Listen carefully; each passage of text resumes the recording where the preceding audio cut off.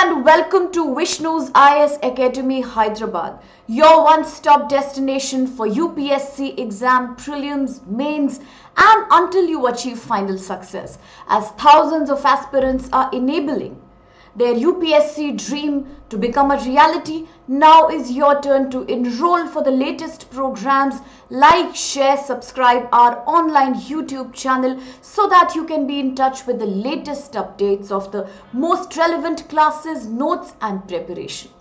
I also welcome you to today's The Hindu newspaper analysis, where I shall be talking about UPSC relevant articles from the Hindu Hyderabad edition of today.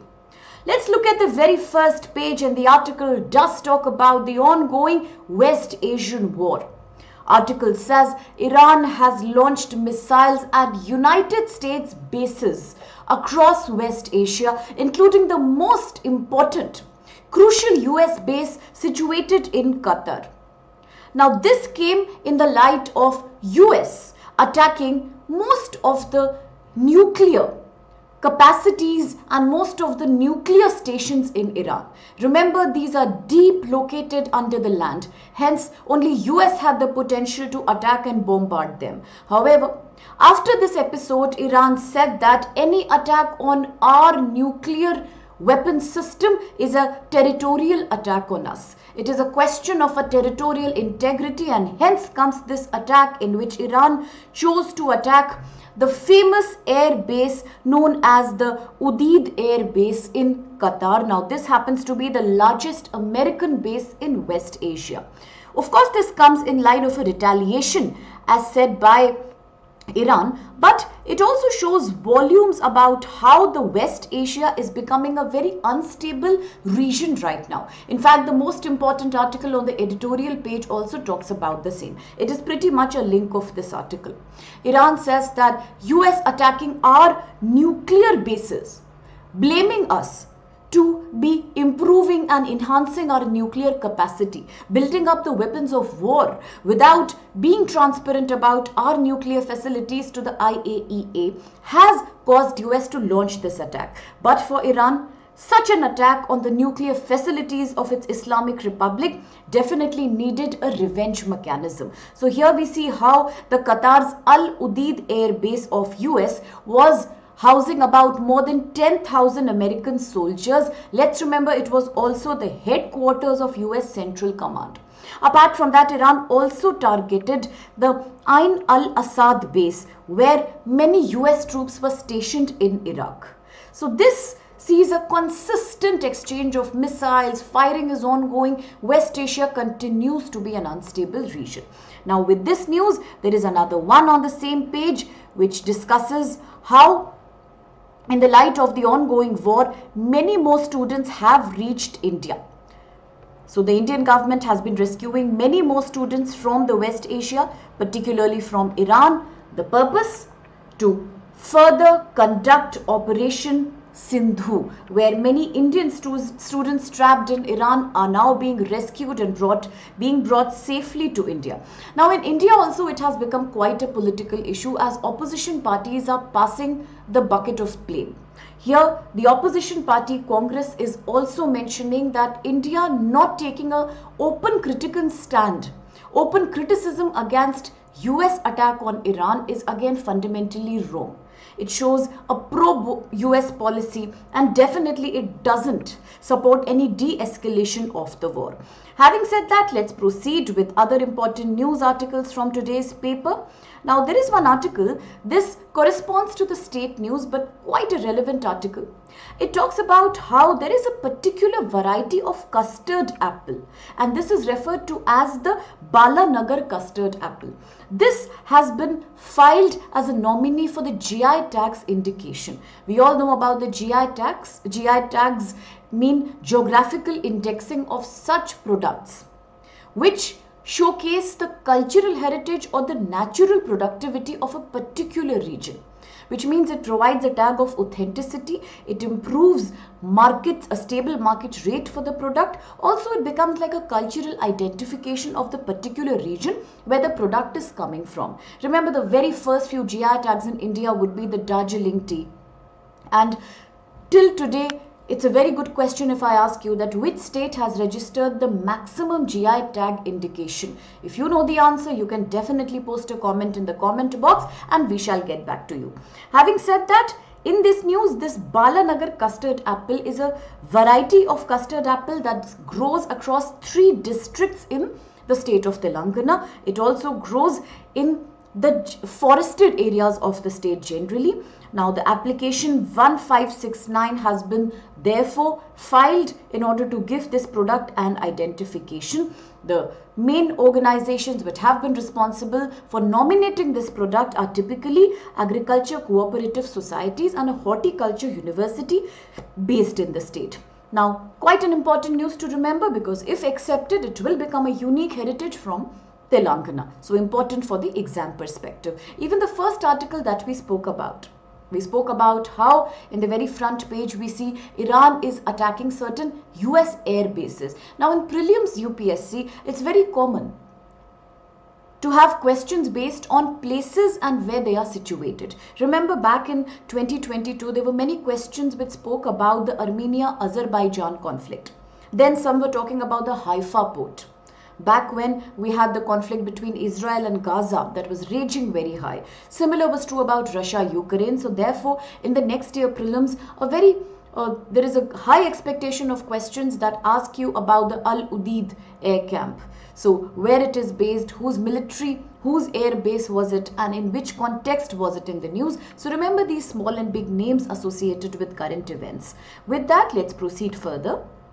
And as I take you down the editorial page for the more important UPSC oriented news, the very first article on the editorial page talks about how the global community's reaction towards Iran's nuclear program is a faulty one. So the article has blamed the surgical strike that US had done on Iran's 3 important nuclear regions.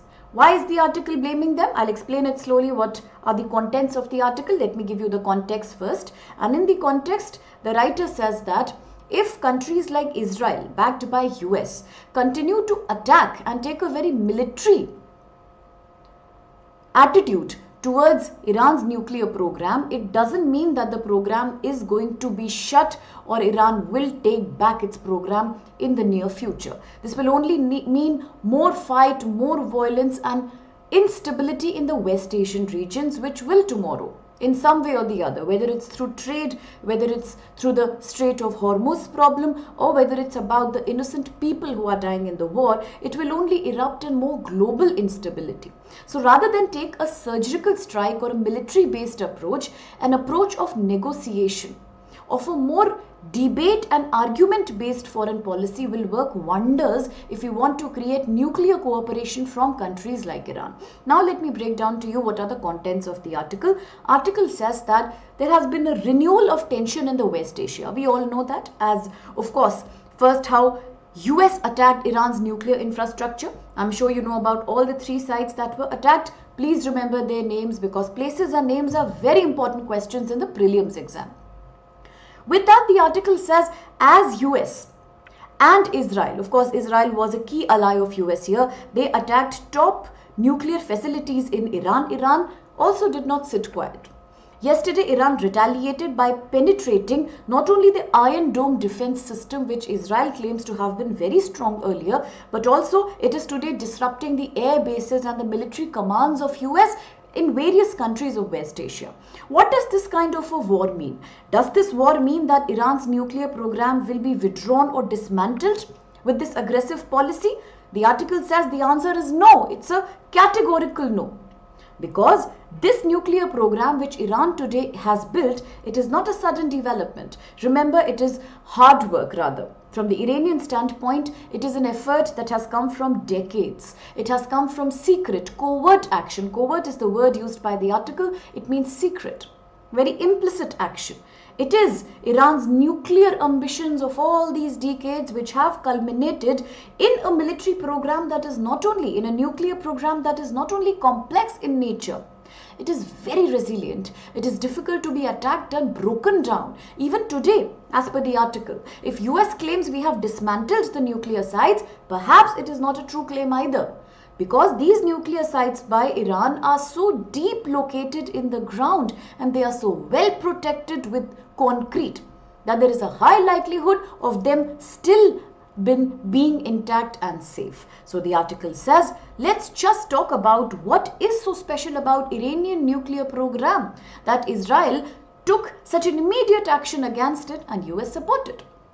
Article says the nuclear infrastructure of Iran is not just about its important uranium enrichment facilities. The two which were attacked, which I was asking you about, were the Fordow and the Natanz nuclear sites. But let's remember, these are buried very deeply under the ground. Very, very deeply under the ground. What does that mean? If they are deeply under the ground, let's understand they are about 80 to 100 meters below the surface, and they are protected by covering them with layers of hard material, concrete mortar material. Therefore, they won't break easily. Apart from that, if other countries like Israel would have decided to break this nuclear infrastructure just by bombing it or just by attacking it through missiles, nothing would have happened. It was such a resilient program. The only country in the world, therefore, which had the capacity to attack such specialized nuclear infrastructures was the bunker bursting capacity of the US. Now this Israel did not have, and therefore Israel had to support US in it, and directly it could have done nothing to end this nuclear program. So therefore, if US had possessed such a technicality, such a specialized weapon, which is, as we said, known as the GBU-57 massive ordnance penetrator, which has the power to attack the deep located bunker sites of Iran. If US had this capacity, then US was therefore able to exercise this attack system, and US was able to say penetrate up to about 60 meters of the earth, right inside the concrete system which lies above Iran's nuclear facilities. But here also there is a catch. Something is not right. The article says this attack system, the massive ordnance penetrator of the US, the bunker blasting capacity of the US, it needs to be very precise when it hits such a nuclear infrastructure. Even if it's missing the precise point and it's falling nearby, it will not solve the purpose. Besides, it can sometimes take multiple repetitive attacks on the bunker to finally dismantle that. In just one shot, it is not going to finish. Article also says that Israel, say for that matter today, no matter how advanced its own military systems are or nuclear systems might be, it definitely cannot dislodge Iranian well-established and deep situated nuclear program. So therefore, today, if US Air Force has this capacity and is exercising that, what is the proof that just by one or two attacks they were able to finish it? There is no reality which claims that definitely the nuclear weapons have today been successfully dismantled. That's one problem with the military strike, surgical strike done by the US. So which means whether it was effective or not, we don't know. Second thing, article is also saying that a facility like Fordow, for example, is not a facility like the one that used to exist in Syria or Iraq. Remember back, long back, say in 1981, as Israel had successfully attacked first Iraq's Osirak reactor, and then once again in 2007, Syria's Al-Kibar facility. Now both these were easy targets to attack. They were easy to finish systems. They were isolated. They were situated in a lonely spot. They were not buried deep within the ground. They were also in early stages of development. Hence any attack was easy to have been successful. But here in the case of Iran, situation is far from different. This is a decades old program. It is technologically very mature and superior. As I said, it's deeply situated in the ground like a proper military controlled infrastructure. So therefore, very unlike Syrian and Iraqi case, it is highly likely that this fortified nuclear infrastructure was not even damaged the way US thinks it has been damaged. Another thing is, let's talk about Iran's capacity of coming back with its system even if it's destroyed. So even if today you destroy Iran's nuclear infrastructure, Iran will definitely come back and repair it even better and even sooner, because we all learn from our mistakes. And the article says that today, even if the Natanz and the Fordow plants, which US just attacked 2 days before, even if they are destroyed, let's assume they are destroyed. then Iran can always rebuild it, because it has been learning so many lessons from earlier such similar attacks on its nuclear weaponry. So therefore, 2010, there was a cyber attack in Iran which had disrupted about 1,000 centrifuges at the Natanz nuclear infrastructure. Iran not only repaired it but further expanded this infrastructure. It means we know from history that even if today Israel and US continue attacking other such nuclear sites, Iran in all likelihood would come and rebuild it even strong. So therefore such a surgical strike approach is not helping so far. Second thing that the article says is that US, no matter how much it continues to support and back Israel, let's understand that this will only lead to further military operations, war escalation, genocide for common people, a fear of nuclear war. Apart from that, a complete spoilage, a complete blockage of the global oil and fuel supply chains, food supply chains. So therefore, what's the big deal? What is the benefit about being so aggressive when it comes to controlling Iran? Now, this is something that US and Israel need to think today. As many other countries of the world are encouraging them for de-escalation, now is the time. It should be an eye-opener for them too. For example, even if US supports Israel, let's not forget that Iran finds support in the Hezbollah of Lebanon. Apart from that, the Houthis and the militias situated in the Iraq. So therefore, it's not like Iran does not have a support system. It definitely has a stronger support base in the West Asian region. Having said that, Iran also says that today, if attacks on our autonomy don't stop, we will keep giving similar crushing responses.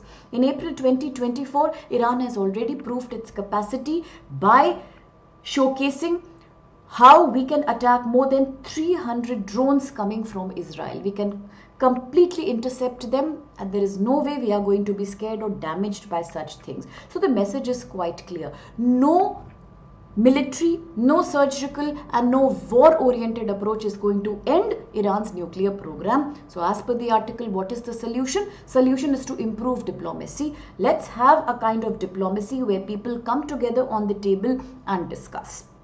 Let's have a kind of diplomacy where, no matter how uncomfortable, but foreign policy and negotiations peacefully can solve the problem, and that's the only long-term solution that's there in front of the global community. Otherwise, it will continue like a forever cycle. Just like Israel-Palestine is an ongoing cycle, similarly now there is another chapter to the war. Iran-Israel will also become a continuous cycle. Now, the kind of damage it does on the global security system, global trade system, the impact it has on ecology, economy, all that is right in front of us. So therefore, need is not military action but multilateral pressure to de-escalate and then a dialogue between the countries involved. So that is exactly what this article talks about, that let's go for a sustained diplomacy, no warmongering approach. With that, there's another article in today's newspaper which I will talk about as we finish the editorial page, which says how Iran, completely frustrated by the attack on its territory and its nuclear infrastructure, has ended its agreement with the IAEA, the International Atomic Energy Agency. It just shows now Iran is no more willing to cooperate. It says we were cooperating but still we were attacked. So now no more cooperation. So we will see that article shortly, and this very well relates to the article we just did. But now on the editorial page, there's another interesting article. It talks about the failure of South Asian economic integration. Now we all understand that in a world of globalization, there is something which is also known as regionalism. Regionalism could be a word that's used with regards to domestic politics also, where we say that every state is a region in India. In GS paper 2, UPSC often gives you questions which say India is all about a country which has different regions, or different pockets of regionalism are existing in India. That's a different interpretation. As per this article, there is another interpretation of regionalism, which means the ideology by which similar-minded countries or countries with a similar ideology, they come together. It could be in the form of a free trade agreement. It could be in the form of cultural exchange. Quad is a very good example. Similarly, agreements like the BAFTA is a very good example. Then NAFTA is a good example. The European Union is a very good example. Here, there is a slight difference between two words. One is called a deep integration, another is called a shallow integration. But that's a very technical aspect of the article, which is not directly mentioned here. I'll just explain you very easily. Regionalism just means countries who have same ideology and interest, they become partners with each other. Sometimes the partnership is very, very deep, which means it is across all the domains of life: economic, ecological, cultural, political. A very good example is European Union. That's an example of a deep integration. Similarly, there is a shallow integration. Trade agreements are a good example of that, where some countries sometimes they come together just for a trade agreement or some military cooperation, but not in other areas, just for mutual economic or military benefit. That's a shallow integration. That is also one kind of regionalism. You can talk about BIMSTEC. You can talk about the quadrilateral dialogue, the Quad. Of course, we can talk about the SAARC or the Shanghai Cooperation Organization, the BRICS. All these are such examples of regionalism. Today we live in a very interesting world where apart from globalization, there is a very quick phenomena of regionalism also. But talking about South Asia, this article is asking that in South Asia, a massive subcontinent with so many developing nations, are we doing a very successful economic integration with each other? The article says not really. There are other examples in the world where economic cooperation is very strong. But in South Asia, somehow our economic integration is failing. It is not a strong one. Why is it so weak? Let's examine. Article says in just the last few years, there are two major economic accidents that we have seen. One, of course, India underwent the Pahalgam attack. The second was, of course, the United Trump's decision to increase its tariffs on so many products which were being exported from other countries, including India. So these events sometimes show the importance of depending on the countries which are situated near you, like your neighbors. Say for India, we could have found brilliant partnership in Bangladesh, Sri Lanka. Of course, there are other countries like Vietnam nearby and other such nations which are a part of the entire Bay of Bengal region or the ocean rim countries. But here what is happening, that there are so many underlying problems in South Asia, political, cultural, linguistic, terror oriented, that we are not able to safely achieve some kind of benefit, mutual benefit for each other. All of us are situated in South Asia's countries and still we aren't taking the benefit of any economic integration. Article also says that a very interesting thing to note would be that the South Asian region, the entire region of the South Asia, is the least economically integrated areas of the world. There are certain data given in the article which prove the point. It says international trade, the entire global trade that happens in the South Asian region, is barely about 5 to 7% of international trade. It's very, very less. Similarly, the article says that if you talk about other trading blocs across the world, you could talk about the European Union, you could talk about the ASEAN. We know that Association of Southeast Asian Nations is a major regional bloc too. You could talk about the NAFTA, the North American Free Trade Agreement. All these register a trade of about 45%, 22% and 25% respectively. And on the other hand, we have the South Asian countries where it's barely 5 to 7%. There is no comparison. We are far behind.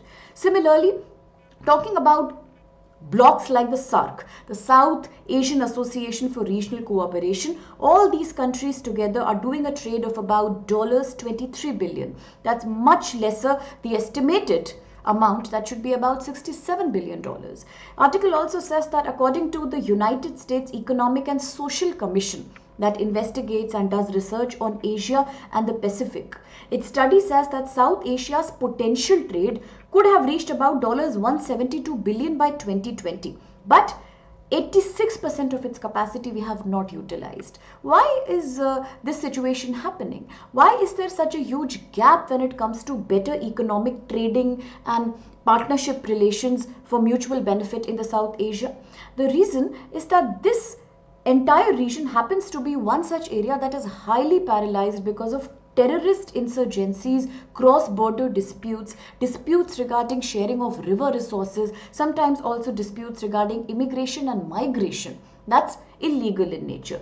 Now, similarly, the article also says that South Asia is less than 1/3 of its potential when it comes to improving its economic infrastructure. Suppose Bangladesh. Now, Bangladesh has tremendous potential for trading more into textile, cotton, and jute industries. But in reality, there is barely any usage happening. It's the most underutilized regions in entire South Asia. Talking about Maldives, Pakistan, Afghanistan and Nepal, here also owing to cross-border dispute, trade disputes and terror, Maoist insurgency activities, nothing much is being achieved. Let's talk about India, Pakistan. Owing to political instabilities and constant border dispute, there has been a significant decline in bilateral trade for over years now. Similar situation is true if we talk about the trade to GDP ratio. Unlike other countries, South Asia's trade to GDP ratio, rather than increasing, it has decreased from 47% in 2022 to about 42% in 2024. The World Bank further reports that the growth forecast of 5.8% in 2025 also went down as compared to earlier forecasts of more than 6% in the previous years. But the value of overall trade, if you talk about imports, if you talk about exports, they just increased for a very small period between 2015 to 2022. Post that, there is a consistent decline, especially after the COVID pandemic period. So despite the fact that all these countries are rich in economic resources, despite the fact they are very close to each other in terms of geography, the major problem is that cost of inter-regional trade is also a very discouraging factor. Today, these countries, rather than making their mutual tariffs, trades and custom duties accommodative, easy and soft, they have only further increased it, making trading among each other very unprofitable.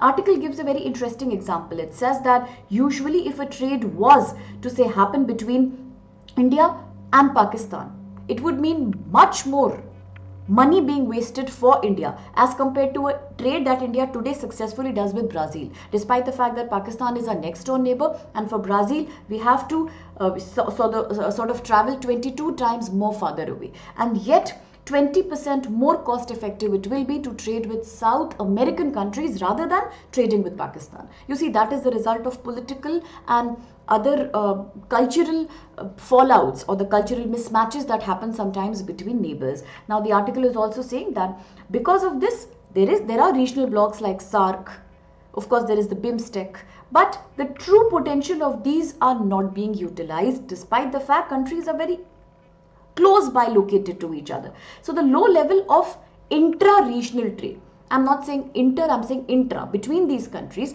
intra-regional trade in South Asia, it is completely about poor strategic policies. 2/3 of the potential of intra-regional trade, it's getting wasted in just clearing customs, lots of paperwork and lots of formalities. It is far from an easy regime. That's a major deterrent. Another problem is a lack of trade in terms of trust capacity between these neighbors. So the entire aim behind SAARC was to end this distrust and make sure that regional conflicts do not stop trade from happening. But recently what happened in Bangladesh, the regime complete overturn, and because of that the kind of stop that came in the transshipment link that India had provided to Bangladesh, just as an example of how political disputes completely break down prospects of trade altogether. With that in mind, let's understand all these countries are neighbors, but they have political diversities. If India is a democracy, look what's happening in Bangladesh right now, and we all know about the Pakistan situation. In this condition, there are more conflicts with each other that countries experience often. There is illegal migration going on from one country to another. That is again an area that is not addressed properly.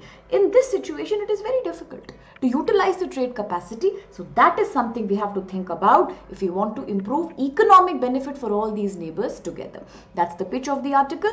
And with that, there is a very small article on the opinion page. I will not go in the nitty-gritty of the article. The main crux of the article would be that although inflation is today at a very decent, at a very, very nominal level, say if we are saying it's less than 3% for May, it is quite within the target of the government, but there is another problem that is not a very good indicator of economic growth, and that is As per the Periodic Labour Force Survey, unemployment has only increased from 5.1% in April to about 6%, close to 6% in May of 2025. So for those people who are still continuing to be unemployed, it has not been any much benefit. So the whole purpose of an easing inflation was the fact that people have more disposable income to buy goods and services, leading to a better lifestyle.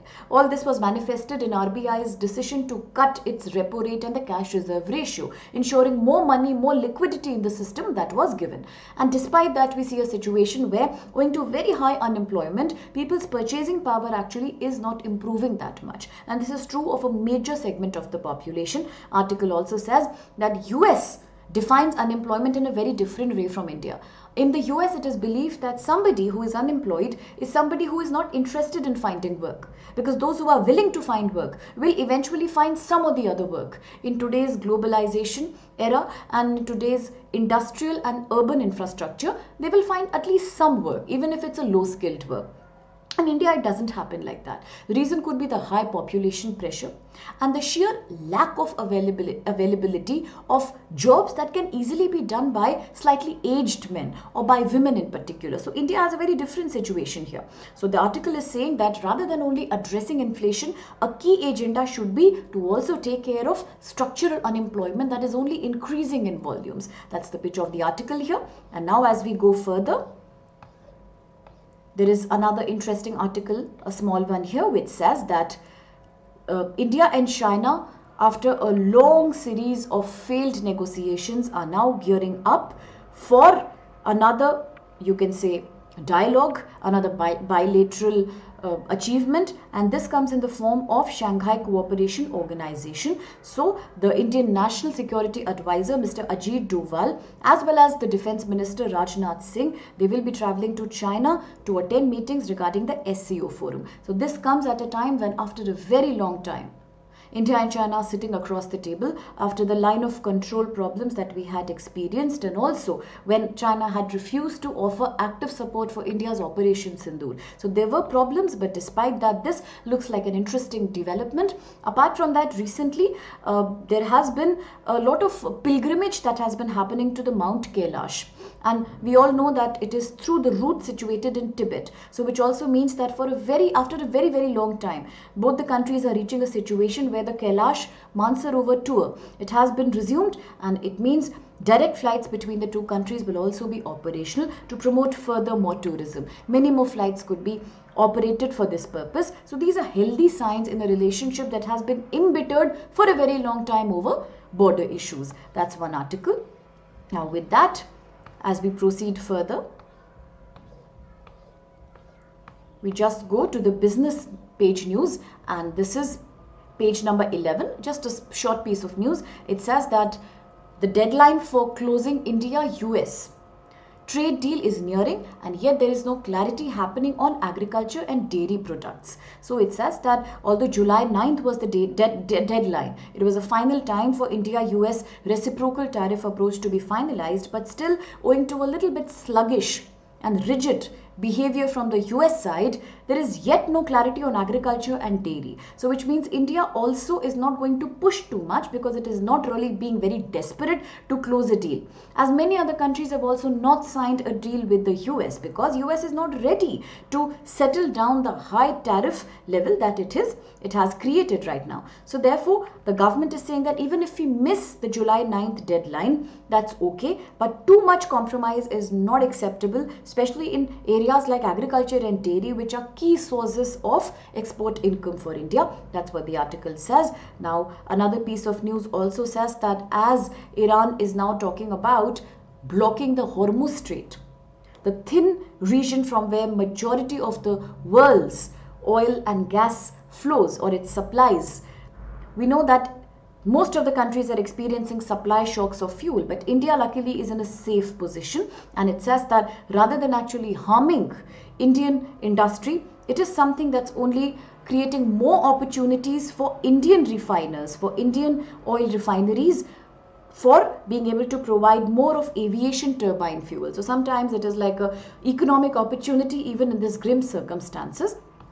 And that's all for the day. We are yet to see how the West Asian conflict turns up, And with that, we'll call an end to today's Hindu news analysis. Let's meet tomorrow for other important news articles which are UPSC relevant. In the meantime, please keep the comment section active. Please let us know should you have anything in mind to discuss, should you have any views regarding the current events, should you want us to take up any particular topic, then like, subscribe and share the channel and be a part of the thriving UPSC preparation community only at Vishnu IAS Hyderabad. Thank you so much.